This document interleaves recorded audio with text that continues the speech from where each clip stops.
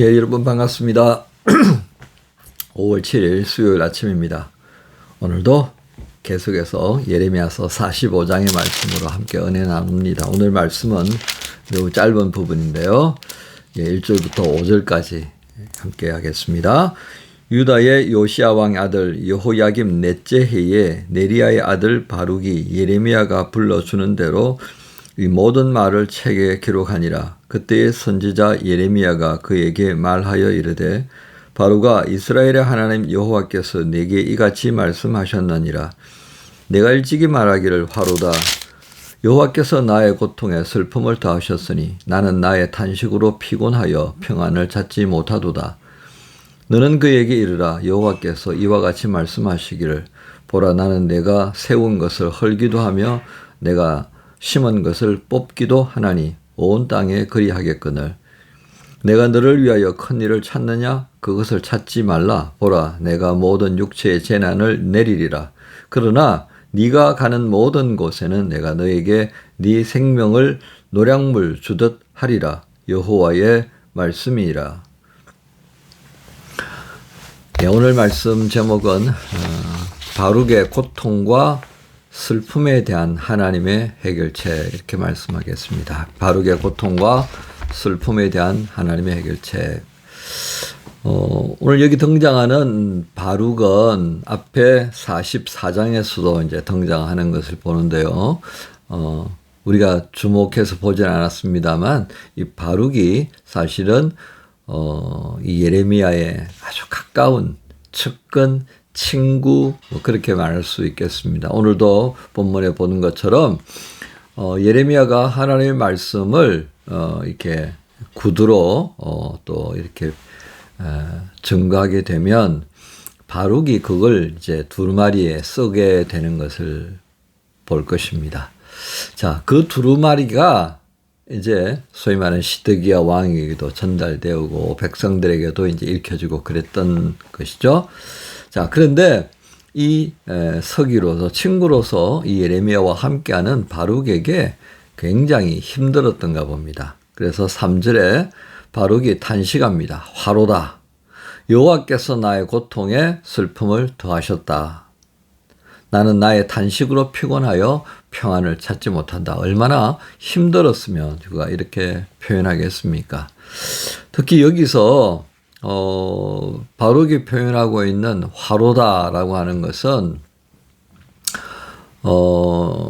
그 이사야가 하나님의 영광을 보게 되었을 때에 화로다 화로다 화로다 그러면서 고백하는 장면이 있죠. 그리고 이제 제단 숯불로 이사야의 입을 이렇게 찢어주는 그러면서 정결케 되어지는 은혜를 우리가 보았을 텐데요. 바로 그 순간입니다. 인생이 하나님의 영광을 보게 되었을 때 어떤 것으로도 그 하나님의 영광 앞에 설 수 없는 상태, 그래서 나는 죽을 것이라는 거죠. 바로 그걸 표현한다 하겠습니다. 그러니까 우리는 이 바룩이 화로다라고 하는 것을 통해서 그 얼마나 힘든 심정인가를 우리가 여기서 엿볼 수가 있는 거죠. 그러면서 그는 이어서 자신의 고통에 슬픔을 더했다, 이렇게 증거합니다. 그러니까 누가요? 하나님께서 말이죠. 왜 그는 이렇게 말할 수 있을까요? 바룩은 사실은 유다의 아주 그 유력한 가문에 속한 사람이었습니다. 소위 말하는 금수저 출신이에요. 그러니까 그는 세상을 태어나면서부터 시작해서 뭐 그렇게 물심양면으로 후원하는 그 집안 덕분에 어려움 모르고 컸을 거예요. 그런데 예레미야와 함께 움직이면서 그는 소위 말하는 이 시대의 주류로부터 밀려난 거죠. 예레미야만 반대한 것이 아니라 바룩도 그 반대하는 그런 무리에게 되어 있다라고 말이죠. 그래서 사람들은 바룩을 예레미야와 함께 싸잡아서 공격하게 되었던 거죠. 여러분, 우리가 그 하나냐라고 하는 사람들이 이집트로 가게 될 때 바룩도 같이 잡아가잖아요. 바로 그런 흐름을 여러분이 이해하시면 될 것 같습니다. 자, 어떻게 보면 그가 자신의 힘으로 어떻게 해볼 수 없는 이 상황으로 인해서 절망을 느끼며 내뱉는 그 탄식의 무게, 깊이를 우리는 좀 생각해 봐야 될 것 같습니다. 그러니까 아직은 뭐 이집트로 끌려가는 상황은 아니다 말이죠. 조금은 그가 말씀을 대필하면서 보고 듣는, 그러면서도 이스라엘의 유다의 장래가 얼마나 암울한가를 그는 보고 있다라고 하겠습니다. 그런데 이러한 모습을 보면서요, 하나님께서 예레미야를 통해 바룩에게 뭐라고 하시냐면은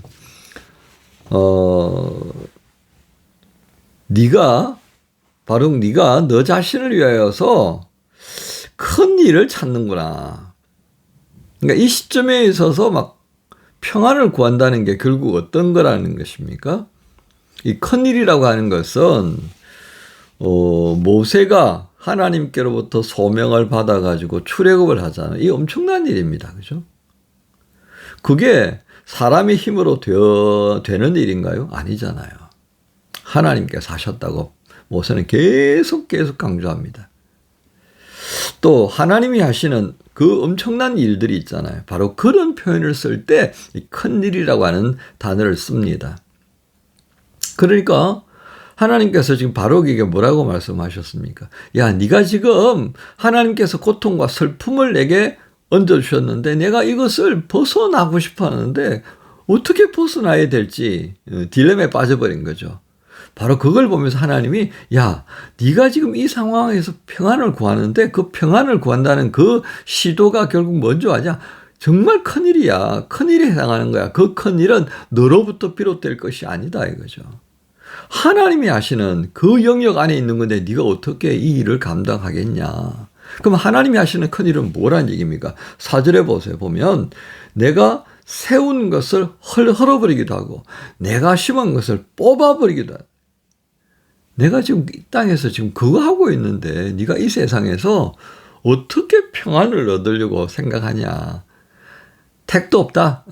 차라리 그 수고 그건 헛된 거야. 그렇게 하지 마. 네가 할 수 있는 게 아니야.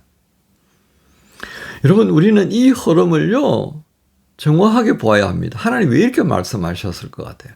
지금은요 징계의 시간입니다. 징계.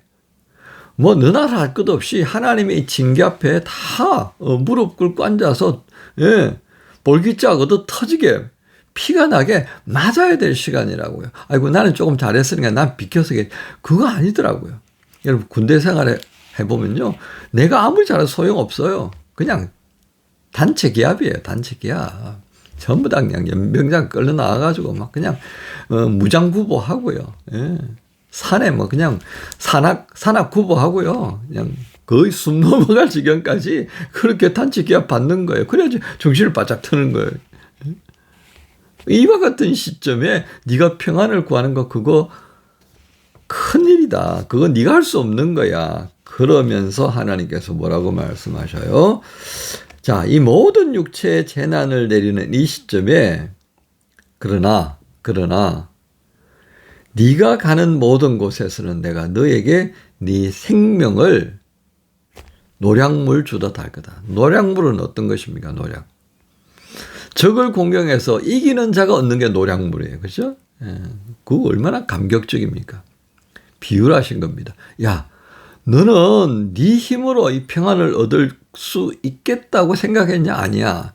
그러나 네가 지금까지 한 것을 내가 알기 때문에 바로 너에게는 내가 네가 원하는 그 평안을 줄 거야. 어떤 상태로? 네가 정말 수고하고 승리자가 되어진 그 기분으로 이 노량물을 네가 얻듯이 너의 생명을 얻게 될 거야. 자, 우리는 이 말씀을 통해서요, 어떻게 이해해야 되겠습니까? 우리가 원하는 생명, 평안요? 하나님만이 줄 수 있다는 겁니다. 우리가 시도해서 얻는 그 모든 평안은요, 그냥 하룻밤입니다. 하룻밤. 여러분, 우리 부자 농부의 어리석은 모습을 여러분 기억하십니까? 수술을 다 끝내고 난 다음에 보니까 들어갈 창고가 비좁아. 그래서 창고 하나 더 짓자. 그래서 더 지었어요. 그리고서 이제 내일부터 나 이제 삐깔 나게 좀 이렇게 지내야지. 그런데 그날 밤에 하나님 데려가 버리시잖아요. 그죠? 내가 만들고 싶어하는 평안의 한계가 바로 이거다는 말이죠. 그런데 하나님이 주시는 평안은 이와 다르다라고 하는 것을 우리에게 분명히 말씀합니다. 진짜 평안은 결국 누가 준다는 거예요? 하나님이 주신다는 겁니다.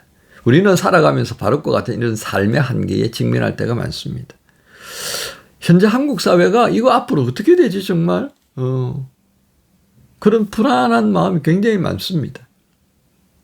우리는 신앙을 가지고 있잖아요. 하나님이 이 나라 이 민족을 사랑하신다는 거 알잖아요. 분명히 길을 열어주실 거라고 믿습니다. 아무리 악한 인간적인 계획을 꾸민다고 하더라도 하나님이 만들어 가시는 이 나라와 민족을 향한 그 하나님의 뜻은 결코 막아설 수 없을 것이라는 겁니다. 여러분 한번 지켜보십시다. 이 과정들을 통해서 이 대통령 선거의 일련의 과정을 통해서 하나님이 이 나라를 어떻게 이끌어 가시는지요. 기도하시는 분들이 많이 있을 거라고 생각합니다. 우리가 그 기도하는 자리에 서 있어야 하지 않겠습니까? 분개하고요. 성도 낼 수 있습니다. 하지만 우리가 기도하는 것보다 그것들이 더 앞설 수는 없습니다. 왜? 우리가 할 수 있는 한계가 분명하기 때문에 그렇습니다. 말씀을 정리합니다. 우리가 겪을 수 있는 엄청난 고통과 슬픔, 그 깊이와 넓이는 우리가 다 헤아릴 수 없습니다. 욥의 이야기가 그것을 우리에게 말하지 않습니까? 욥이 자신이 겪는 그 어려움들을 어떻게 짐작해냈겠습니까? 하나님께서 하시는 일이 그와 같다는 겁니다. 때문에 우리가 피할 길은 어디 있겠습니까? 주님밖에 없습니다. 그래서 다윗은 여호와는 나의 목자시오 라고 고백한 거 아니겠습니까? 여호와는 나의 반석이시오. 여호와는 나의 피난처시오. 여호와는 나의 방패시오. 여러분 그렇습니다. 우리에게 평안을 주실 수 있는 분은 오직 한 분 하나님밖에 없습니다. 그 하나님을 우리가 믿는 겁니다. 바룩의 고통과 슬픔이란 하나님의 해결책이 바로 이와 같습니다. 바룩의 탄식과 슬픔, 그것은 우리의 탄식과 슬픔이기도 합니다. 그 탄식과 슬픔을 극복해낼 수 있는 길, 오직 하나님께서만이 열어줄 수 있습니다.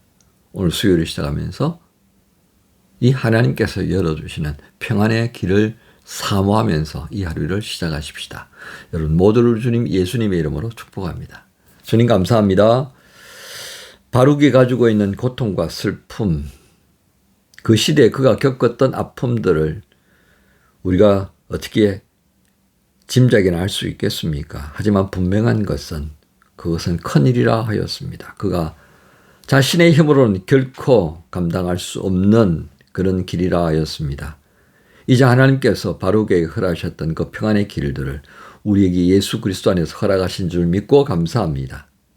사람의 생각으로는 고통과 슬픔뿐인 이 땅의 모습이지만 그러나 그 가운데서 주님이 평안을 열어주셨고 예수 안에서 보게 하셨습니다. 주님 이 수요일 주께서 우리를 어떻게 이끌어 가실는지 의탁하는 마음으로 주님 손에 맡기게 하여 주옵소서. 감사합니다. 예수님 이름으로 기도합니다. 아멘. 내 영혼의 극히 깊은 데서 맑은 가락이 울려나네.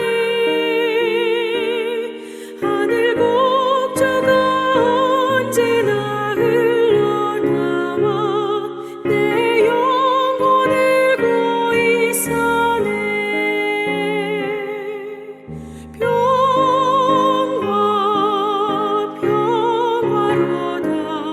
하늘 위에서 내려오네.